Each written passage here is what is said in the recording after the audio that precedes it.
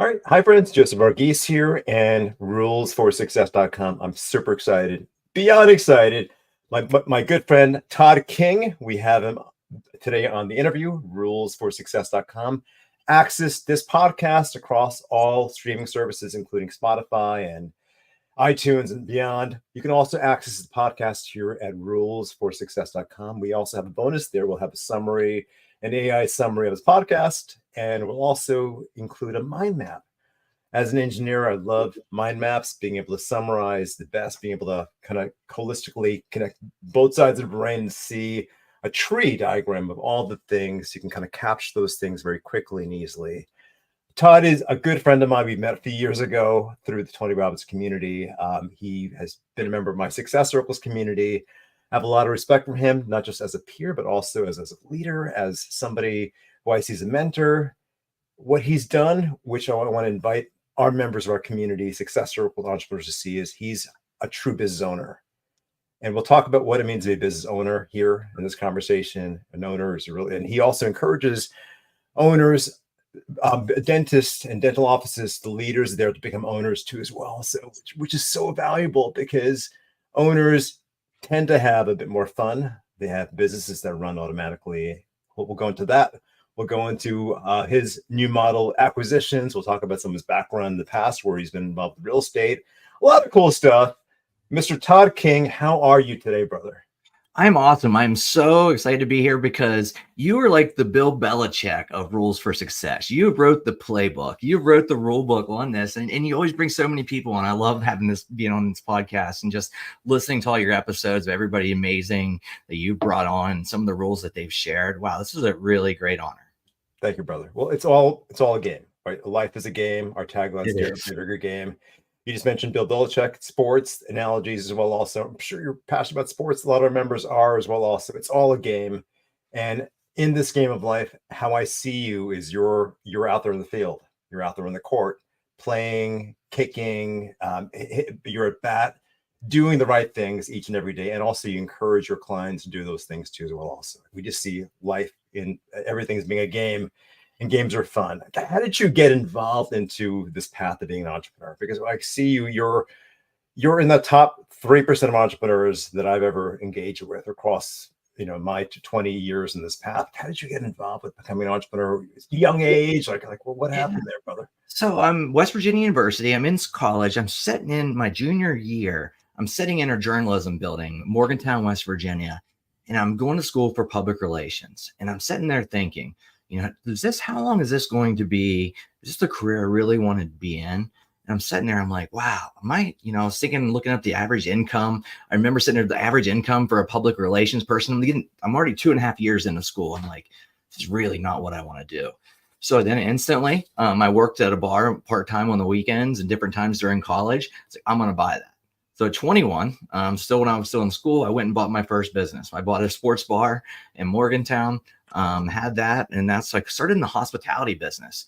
And things were pretty easy a lot there, just because it was college town, business was easy, but I learned so much about people and leadership and just so much throughout that whole process. And I just made the decision. I still finished my undergrad at WVU, but during that whole time, I'd never stopped being an entrepreneur since I was 21. And my parents, as much as I love them, like, you're crazy.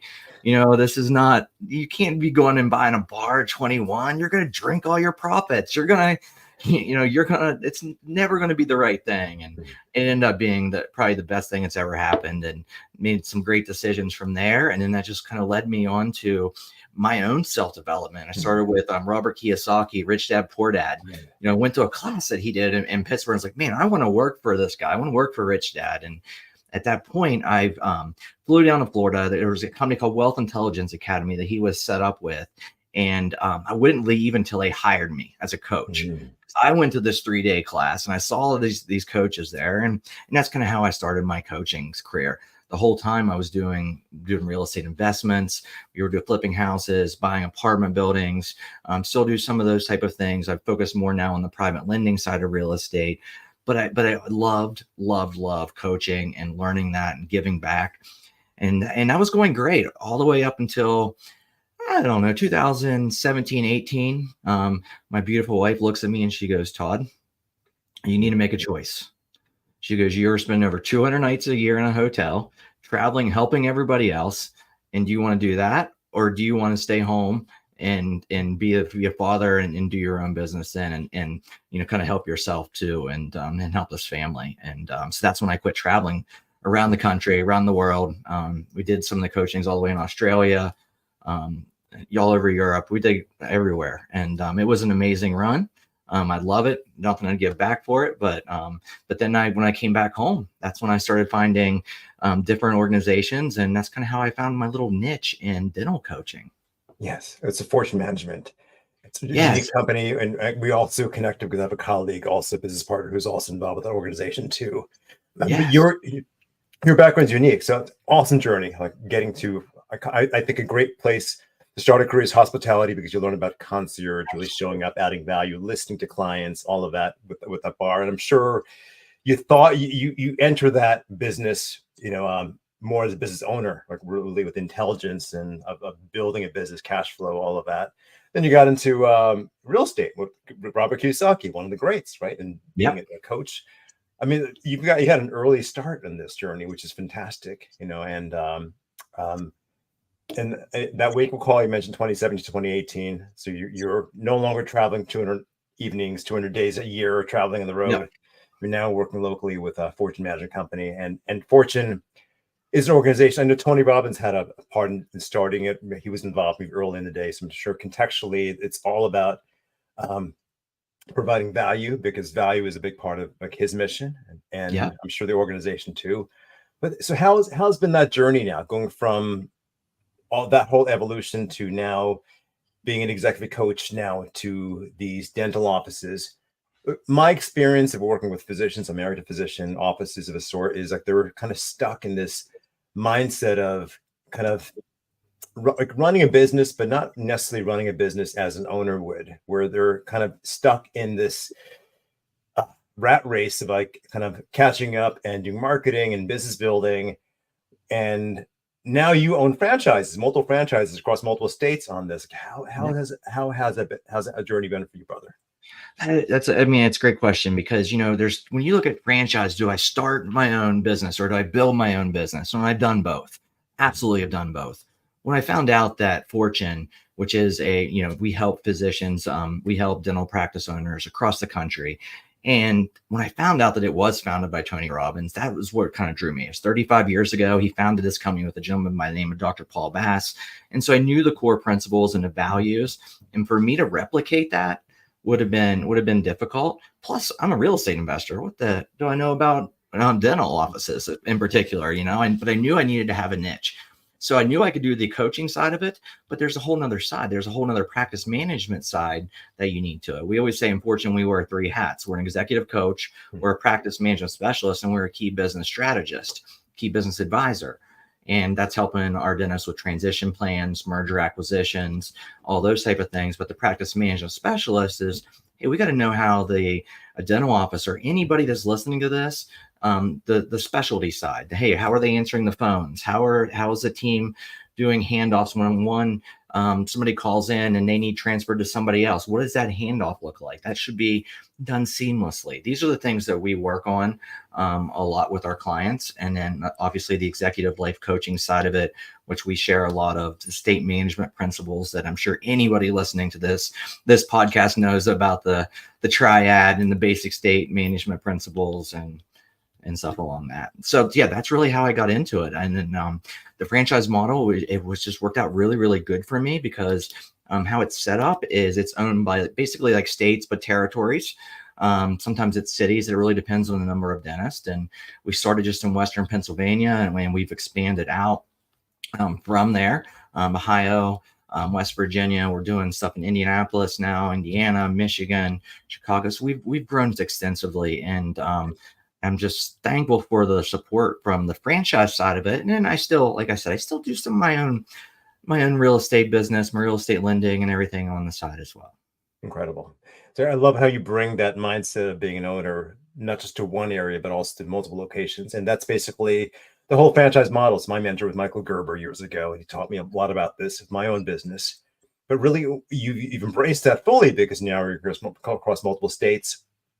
And what's the experience like for that dentist as who's stressed out? They have an office. They might have they might have two other dentists working with them. And I have a lot of friends who are in this space. One of my best friends is a veterinarian, right? And Yeah. and he's also a member of Success Circles as well. And my experience of talking to him, other physicians, seeing my own dentist, is there's like this base level of like stress that's there, like ensuring that all of this is being managed accordingly, that people aren't like, like stealing and systems, and people sometimes don't come to work and there are breakdowns. And it's like, and there's also this vision on the other side of, what if I could build this in a way where it's scalable? Maybe I can have a second location. Maybe at some point this brand can become known in this territory, this area, where it can be sold, dental practice Absolutely. or this veterinarian business. What's the experience for that business owner, or that want to be business owner, dentist, who now all of a sudden has the freedom to really progress with that vision for themselves? What is that experience for them as they go through this training process, practice management, and all the different levels of this under Fortune and under you as an executive coach? So one of the things that I always tell myself, and one of my rules for success, we can mark this down as number one for Todd, but is stay in your lane. I know I'm not clinical. I never try to be clinical, but having that outside perspective on how they're answering the calls, how that doctor is talking to their patients, how they're enrolling them, explaining the treatment to them. That's really where a really good coach comes into. And most dentists, doctors, they don't have business training and they don't have hospitality training. And there's a great book, and the guy that wrote the book, Will Guidara, it's called Unreasonable Hospitality. He owns a Michelin restaurant up in New York, close to you, Joseph. And I don't know if you've ever read the book, but it's a great book for anybody on here. And but it really just talks about doing unreasonable things for people. And you don't think about that in a medical facility. Most of us as business owners don't think about that. What can we do above and beyond to provide the best satisfaction for our customers? What can we teach our team members to do?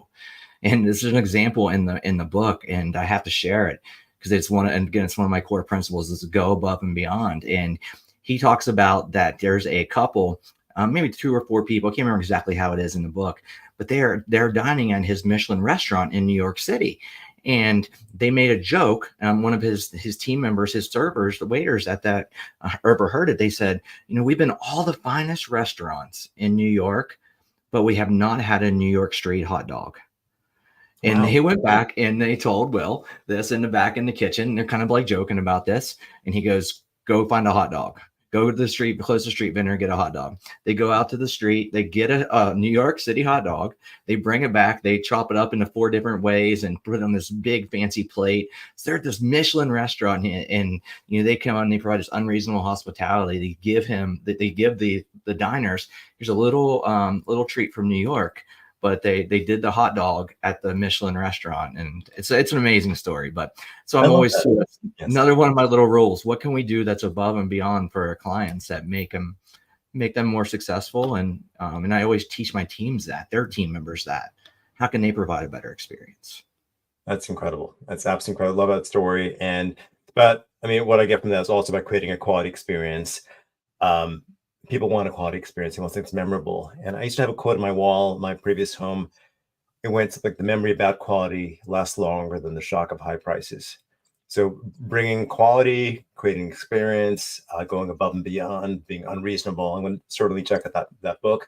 I'm going to recommend that book to one of my clients also in Success Circles. Marcus is his name. He also runs Top Restaurant, and I'm sure he knows about that book too as well also. Oh, yeah. So that's been fantastic. Thank you for that recommendation. Any other rules for success? Anything else that you can realize that these offices, organizations, these dentists, these practices can embrace to really level the playing field and maybe even become an owner where they have freedom to travel? A big part of being an owner is having the flexibility to travel and knowing that the business runs automatically. And I know for yourself too, you embrace travels. You and your family, your lovely wife, and your children, your 3 children, you travel often and you have these experiences as a family. What do you recommend to like a practice where they can step more into being an owner, where they can have more of those experiences for themselves, knowing that in having those experiences, there's an opportunity to scale even faster and better. Any thoughts? Yeah, it all goes into proper planning. Like one of the things I do every year, and we're coming up in the time of year where I start working with my dentist on this, is how many days do you feel are you going to be working clinically? What are your goals? And let's work that backwards. So we know what they're going to be making clinically, but then they all should be making money as the business owner. They also should be making money as the owner, the CEO of the business, and making all those decisions. So I think one of the biggest rules is kind of around that is, and it's a little saying that I've kind of come up with over the years, is proactive people are wealthy. Reactive people are poor. And when I say poor, I don't just mean financially poor, mentally, physically, financially. So people that are working out of the rearview mirror instead of looking forward, they're never going to have the success because they're working backwards, and you can't really drive a car right looking out the rearview mirror. So I think that's something I tell my doctors, and that's why we spend so much time over planning. They're like, why do we got to do this? Why do you need to know how many clinical days I want to work next July? Why do you need to know this? Why is this important?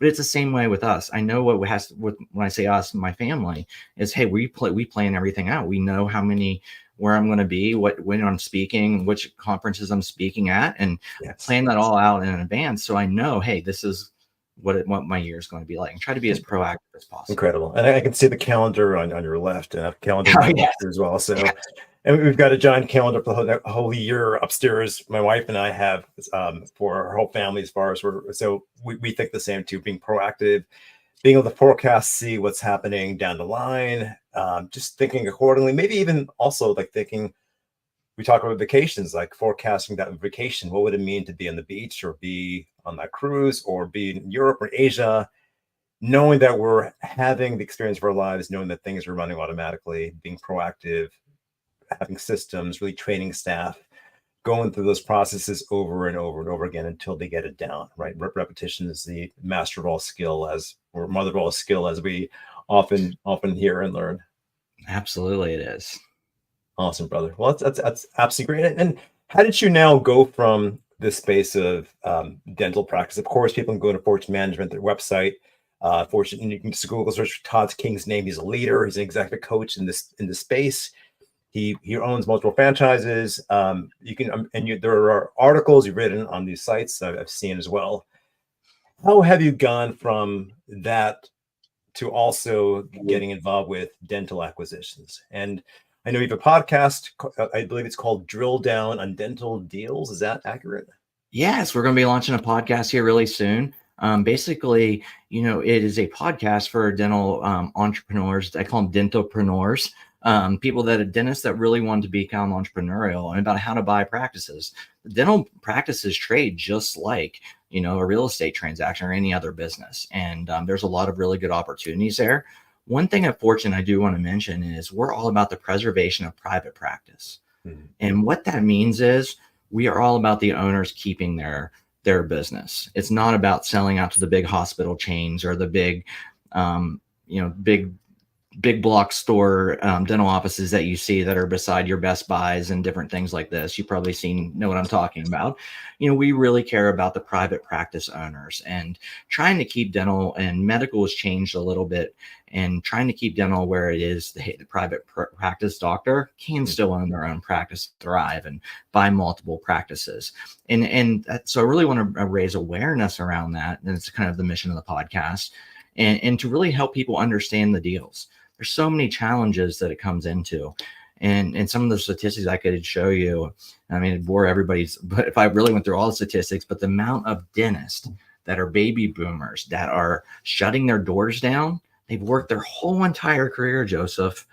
They're 30, 40 years building this practice, and now they're struggling with technology like the AIs, like the 3D printers that are coming in now, all that we call the intraoral cameras and all the different technologies.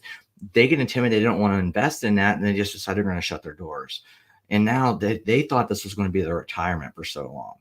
Yeah. And what I love to do is with my clients is really structure what we call it just mergers and acquisitions. There's different things like earnouts, where we help those people that were shutting their doors and getting nothing. these dentists that have built something, help them preserve that legacy, and then help our private practice as well.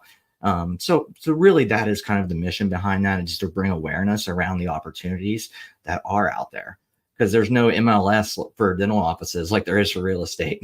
There's no LoopNet like there is for a lot of businesses. You might find a dental office here and there on LoopNet, but there's just a few individual brokers, and most of them don't even go into there because of the extensive contracts that they have to sign to go into a brokerage relationship.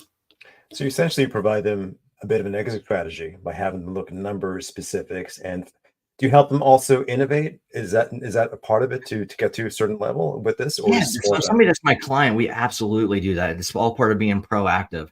We call it the 5 business engines. And one of the 5 business engines that we look at every single year is clinical and technology.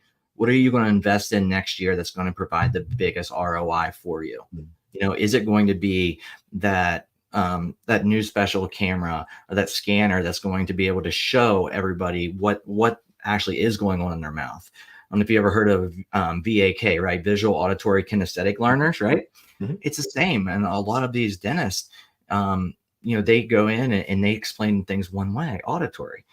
But that's not how everybody learns. Right. If somebody says something to you, sometimes you don't understand it. And a confused mind never does it typically. And then they go home and try to explain it to their wife. Well, maybe they have some bigger issues. So really, we love the technology, how it can provide the learning of the full VAK model, right? Come to people and talk to people that how they want to be treated, talked to, not how you want to be talked to, or not how you know to be talked to.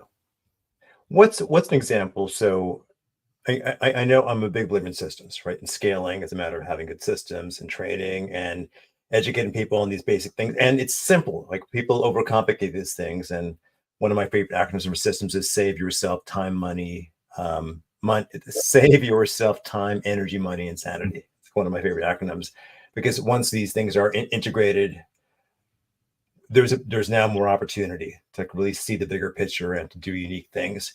Can you give an example of maybe an office you've worked with in any of your locations, any of your states, where they've followed this process, this model, this just training back and more, where all of a sudden the owner had now more time, more energy, more money. Maybe he was able to do something unique, or maybe buy the building next door, or I'm curious if there's an example you can kind of, like a case study, you can kind of like walk us through.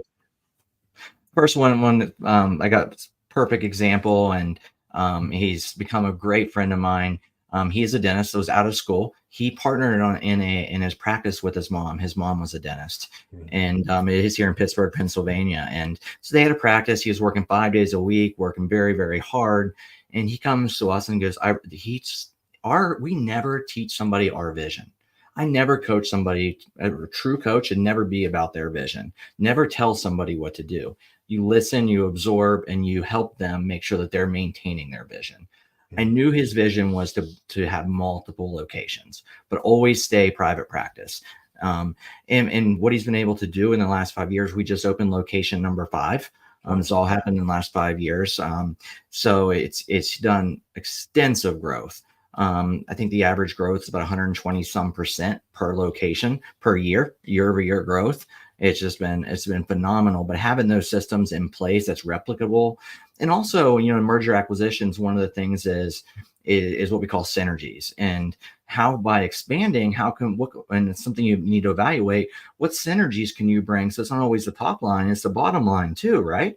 Mm-hmm. So by bringing in these synergies, how can we help increase the bottom line? How can we make this work?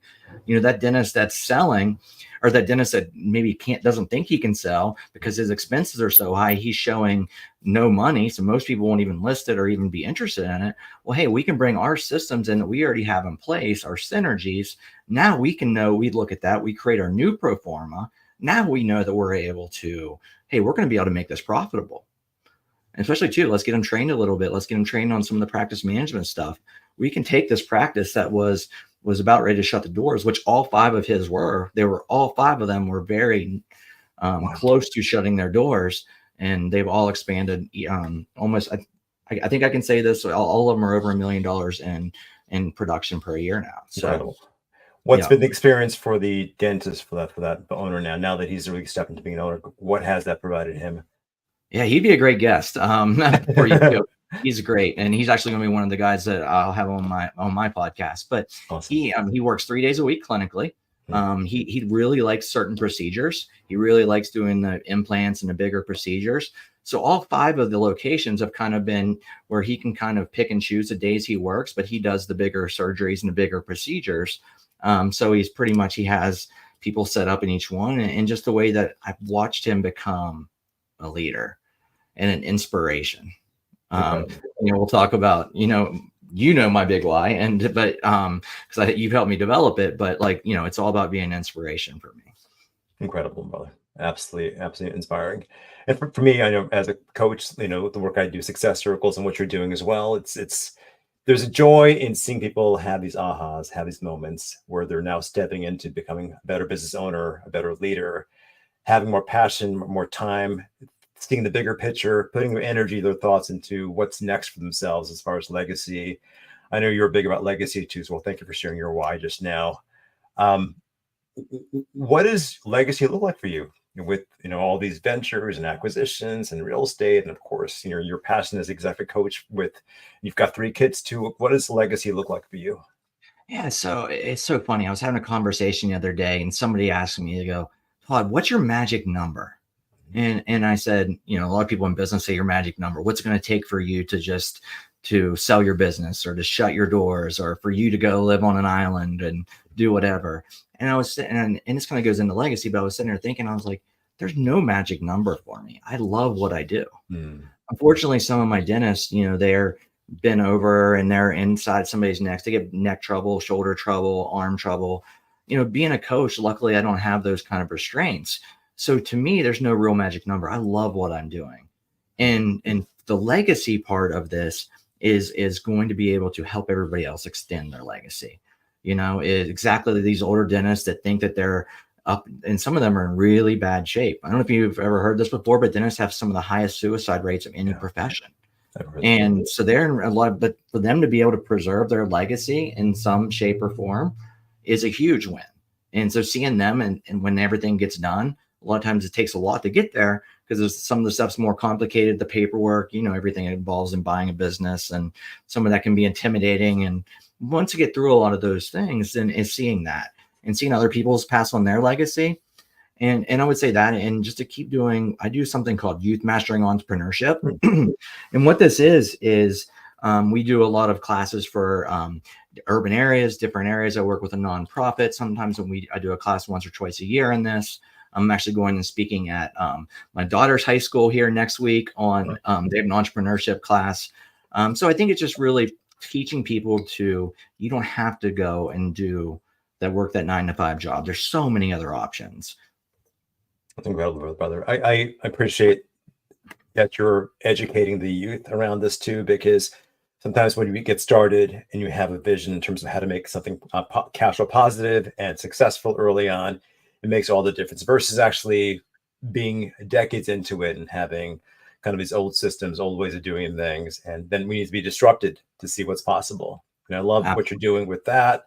The podcast too, as well, kind of sharing, stories of acquisitions, like really showcasing what's possible. And with, you mentioned the gentleman you helped with the 5 practices and others, but it's really helping people step into a world of possibility, whether it's early on or whether they're 30, 40 years into their practice where they're kind of stuck in a certain way, giving them access to really, really maximizing their potential, right? Having an exit strategy, having a legacy like you have. And it is a really beautiful legacy as you have as far as being able to go and to teach these youth that way. I'm curious if you could give advice to, let's say, an 18-year-old version of yourself, kind of going back in time to, yourself coming out of high school, going to college, becoming an adult, or I'll give you an or. The or could be an 18-year-old now who's exploring becoming an entrepreneur, going to college, starting a business at some point. What's one piece of advice you'd offer that person? I think it really comes down to, I always call it the 6 areas of life mastery. That's 6. But if I had to tone down the 6 levels of life mastery into one, is your emotions. Understanding your emotions and not letting them get the best of you. I think that's absolutely the biggest thing. Even when I was 21, everything was emotional. Yeah. All decisions were emotional based decisions, and it's taken the emotion out of things. And I would say emotional mastery would be my number one tip. Even in my youth mastering entrepreneurship, I give them an abbreviated triad, as many of the Tony Robbins people know here. I always start out with emotional intelligence and start out with the triad and how, what questions are you asking yourself and what's great about this. And and that really kind of goes into, I would say, the emotional intelligence. Because when you're 18 years old, you're not thinking about that. You know everything. At least I did. I thought I knew everything. Me too. Me Yeah. too. I had good people around me. I know you're a faith-based entrepreneur too, as well. Yeah. And I had a lot of those experiences growing up that caused me to stay in line, make better decisions, but not the perfect decisions. So that's really extraordinary. And for our audience watching this, of course, the triad, we talk about that. It's managing emotions, it's managing our physiology. It's also recognizing the language we say kind of creates our world. So having positive, empowering language, and as we communicate with others and ourselves too, as well. Anything else you'd add to that, brother? No, I think is really having your emotions and really having your why. Hmm. And I think, why do you want to do this? It's not just monetary. You got to do something that you're going to love doing. I love coaching.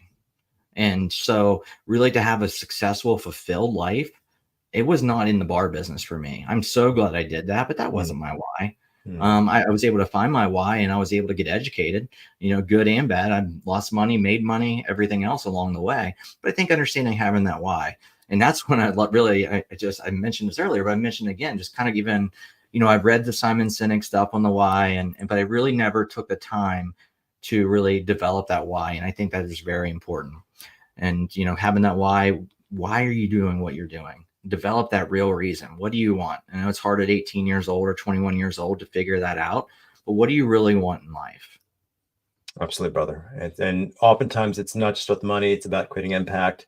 I believe as most of us get older, we start recognizing the good and God in each of us, that our why becomes about that, adding value, creating impact, leaving a positive legacy to the world. And you're certainly somebody who does that on a regular basis, from my experience and having you as a friend all these years. Last question, and there might be one more question after the, but I'll if it comes up, I'll think about it. Sure. What are some rituals, habits, things you do on a daily basis to keep yourself making progress, embracing forward momentum? What are some things that you do? Perhaps even you mentioned before, emotional mastery. That's a thing, something you teach to these youths or early entrepreneurs. What are some things you do to stay engaged and aligned with your why each day? Yeah, it's great. So we teach something in Fortune called the bold statement. And the bold statement is, when you're not in the best state, what can you say or what can you do to get yourself into a good state? And my big why, or my big why is, I'm an inspiration as a husband, as a father, as a coach, and as a son of God for all those around me. And so my bold statement is is what I'm about to do being an inspiration. So it's a habit that I've developed when I get into asking myself not good questions, because who we're communicating with first. We're always communicating with ourselves first, right? We're always asking ourselves questions constantly. So I always ask myself, is what I'm asking myself, is this leading me to an inspiration for somebody else? Is this leading me to be the best self for this, how I want to lead myself in front of my kids, my family, my clients, as a coach, and most importantly, like you said earlier, is God. Incredible, brother. Absolutely incredible. I completely align with that. And I mean, a lot of what you just shared just now is about emotional mastery. And it starts with us, ourselves, how we talk to ourselves each day, and how we set our day in motion is a big factor of that. It's a big factor of that too as well. So that's extraordinary. It's really extraordinary. How do people contact you, Todd? I know you've got one site, jtkinginv.com. It's kind of your background in real estate and ventures and acquisitions. You're starting a podcast called Drill Down on Dental Deals that's coming out soon. How does somebody engage with you in conversation to maybe work with you as either an executive coach or even, let's say, real estate? I know you've got your multi-entrepreneur, you're an owner, you've got freedom, flexibility, where you're able to do some unique, fun things while helping others live their purpose. Yeah, JT King INV is kind of my main site that I use for my personal branding, and that's where I also do run a lot of my private lending deals. Which somebody has a single family home that maybe a traditional bank will not lend on. We come and we will do that bridge financing a lot of times. We'll be the one that allows that real estate investor to have that money to be able to go get traditional financing, either refinance us and pay us out, or they turn around and flip the home. But we never long term, but if anybody real estate investors listening, that's something that we do. But yeah, JT King INV, you can find a little bit of information about that. We also buy notes, private mortgages and stuff as well. But that website's www.jtkinginv.com. And if there's any dentists listening, I would highly recommend going to fortunemgmt.com. It's Fortune Management. We're the largest executive coaching company for dentists. We provide a lot of CEE events all across the country. I think we have 150 coaches like myself throughout the country. Not all are franchisees. I work with a lot of people on my team that are coaches, and so we have a lot of great resources there. Amazing, brother.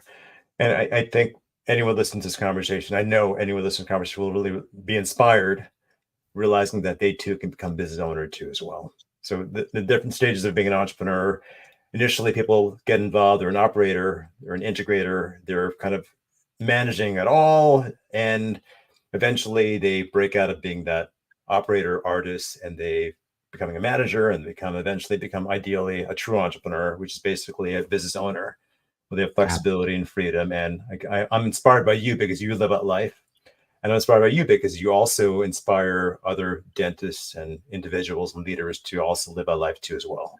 And there's so much more freedom, flexibility, and vivaciousness and fulfillment in that role as being an owner. And any final words you'd say around that, or to kind of close out this podcast? I think the biggest thing is CANI, right? Is constant never-ending improvement. You've heard that before. Is not get funneled into just learning one way to do things. I've done a ton of education with Rich Dad, ton of education with Tony Robbins. I recently started going back to getting more formal education.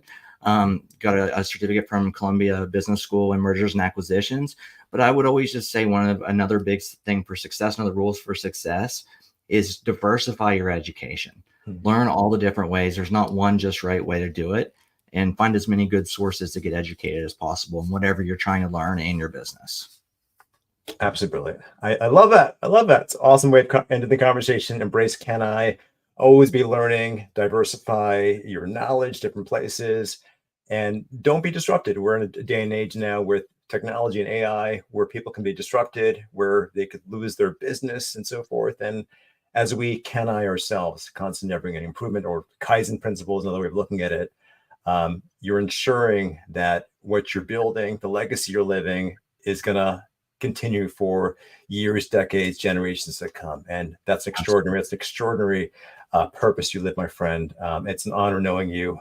For our audience out there, tap into this podcast episode at rulesforsuccess.com. Got the summary, the mind map. It's also available on all the different stations out there. Access Todd's brilliance at jtkinginv.com. And with that said, it's been a pleasure. Rulesforsuccess.com. Todd, always great, my friend, talking to you and connecting, and be blessed, my friend. You too.